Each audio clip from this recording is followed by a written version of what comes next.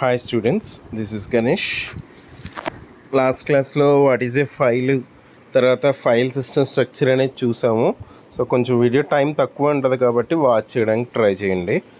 Okay, తర్వాత so దీంట్లో main important topics ఏంటంటే ఫైల్ యాక్సెస్ మెథడ్స్.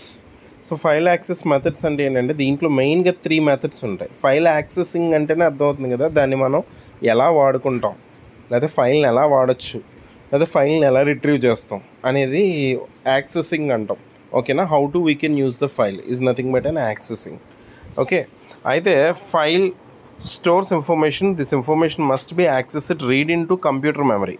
కంప్యూటర్ మెమరీలోకి వెళ్ళిపోద్ది. ఫర్ ఎగ్జాంపుల్ మనం ఫైల్ సేవ్ చేసి డీ డ్రైవ్లో పెడతాం, లేదా ఫోల్డర్ ఓపెన్ చేసి పెడతాం, ఇవన్నీ ఫైల్సే అవుతాయి. ఓకే, తర్వాత దీంట్లో 3 మెథడ్స్ ఉంటాయి. Sequential access, direct access, indexed sequential access. I think the name is implies. Sequential access అంటే ఏంటంటే 1 by 1 అనమాట. ఇక్కడ చూడండి ఒకసారి. సో 1 by 1 అంటే ఏంటంటే for example read write head కనుక, అంటే రీడ్ రైట్ హెడ్ అంటే ఏంటంటే సో మనం రిట్రీవ్ చేస్తున్నప్పుడు రీడ్ రైట్ హెడ్ అనేది ఒకటి ఉంటుంది. దాన్ని యూజ్ చేసుకుని మనం రీడ్ చేయడం కానీ రైట్ చేయడం కానీ చేస్తాం. ఫర్ ఎగ్జాంపుల్ మన దగ్గర ఒక 100 రికార్డ్స్ ఉన్నాయనుకోండి. ఓకేనా, సో 100 రికార్డ్స్ ఉన్నాయి అట్ ప్రజెంట్. సో మనం ఎక్కడున్నాం అంటే 45 దగ్గర ఉన్నాం ఫర్ ఎగ్జాంపుల్. ఇప్పుడు మనం ఎక్కడికి వెళ్ళాలంటే 75 దగ్గరికి వెళ్ళాలి. సో వెళ్ళాలి అంటే ఏం చేయాలి? సో సీక్వెన్షియల్ యాక్సెస్ అయితే ఏం చేయాలంటే 1 by 1 మూవ్ అవుతూ వెళ్ళాలన్నమాట. ఇక్కడ ఎగ్జాంపుల్ అది ఎక్స్ప్లెయిన్ చేశారు చూడండి. This method is simplest of all methods. Information is processed in order, one after another. So magnetic tapes are supporting this type of file accessing. అంటే మ్యాగ్నెటిక్ టేప్స్ ఈ support వాడతాయి. అంటే structure ఉంటుంది కదా, ఇలా స్పిన్లు ఉండి రొటేట్ అవుతూ ఉంటాయి కదా, దాని మీద రీడ్ రైట్ హెడ్ ఉండి. సో మనం ఫర్ ఎగ్జాంపుల్ ఒక సీడీ పెట్టాం అనుకోండి, ఆ పర్టికులర్ సాంగ్ వెళ్ళాలంటే అది తిరుగుతూ ఉండాలి, అవునా కదా. అంటే సీడీ డ్రైవ్ అంటారు కదా, ఐడియా ఉంది కదా. సో ఆ పర్టికులర్ సాంగ్ ఒక పర్టికులర్ ప్లేస్లో ఉంటుంది. సో ఆ ప్లేస్కి వచ్చే వరకు దాన్ని మూవ్ చేయాలి.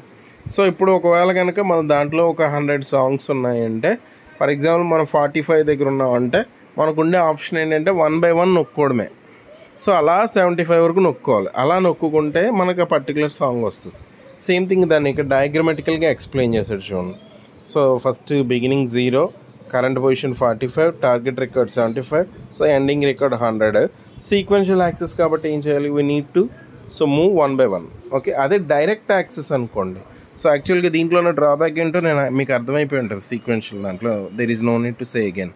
సో దీంట్లో ఏంటంటే ఒకవేళ 100 సాంగ్ అయితే పర్లేదు, ఒకవేళ 1000 సాంగ్ అయితే 1000 రికార్డ్ అయితే మన వల్ల కాదు ఇక.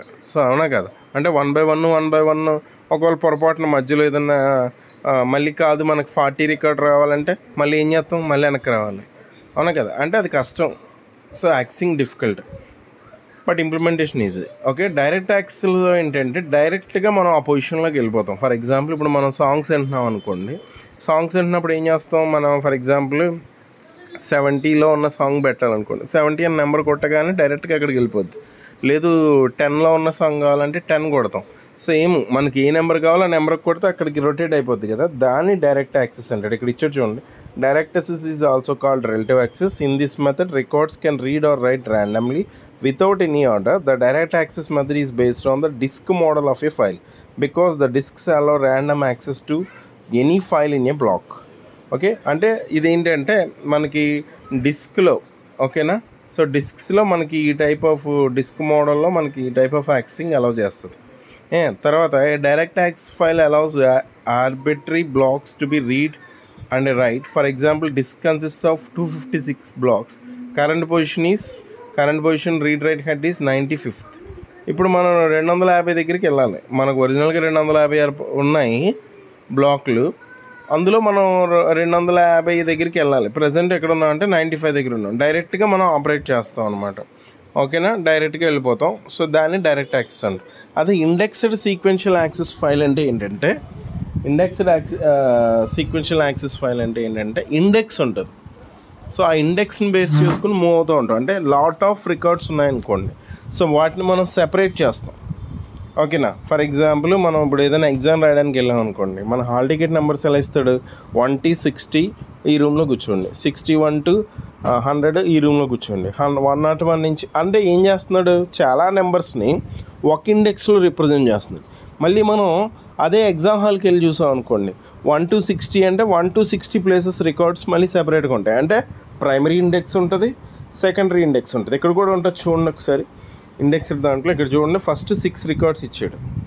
ఓకేనా, ఇక్కడ చూడండి 0 to 10,000, 10,000 to 20,000, 20,000 నుంచి 30,000 అంటే 10,000కి విడగొట్టాడు. మళ్ళీ 1,000కి విడిపోద్ది. ఇప్పుడు 0 to 10,000 కనుక మనం క్లిక్ చేసాం అనుకోండి, క్లిక్ చేస్తే మళ్ళీ మనకు ఓపెన్ అవుద్ది. 0 to 1,000 ఒకటి, 1,000 నుంచి 2,000 ఒకటి, 2,000 నుంచి 3,000 ఒకటి. ఓకేనా, సో ఇలా మనకి ఓపెన్ అవుతుంది. ఓకే, 3,000 నుంచి 4,000 ఒకటి, ఇలా మనకి ఇలా ఓపెన్ అవుతాయి up to 10.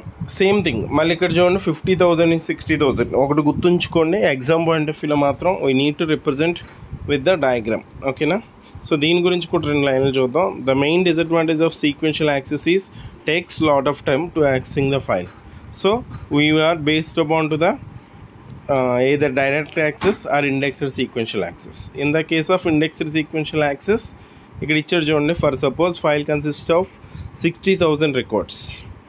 Master index is divided into the total records into the 6 blocks, each block consisting of a pointer to a secondary index.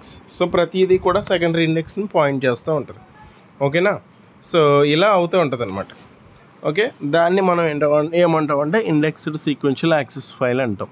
So మనం మాస్టర్ ఇండెక్స్ గురించి, సెకండరీ ఇండెక్స్ గురించి, తర్వాత ఒరిజినల్గా ఉండే దాని ఫిజికల్ లొకేషన్ గురించి కూడా మనం స్పెసిఫై చేయాల్సి ఉంటుంది. ఓకేనా, సో అందరికీ అర్థమైంది అనుకుంటున్నాను. Please share to the your friends. Thank you.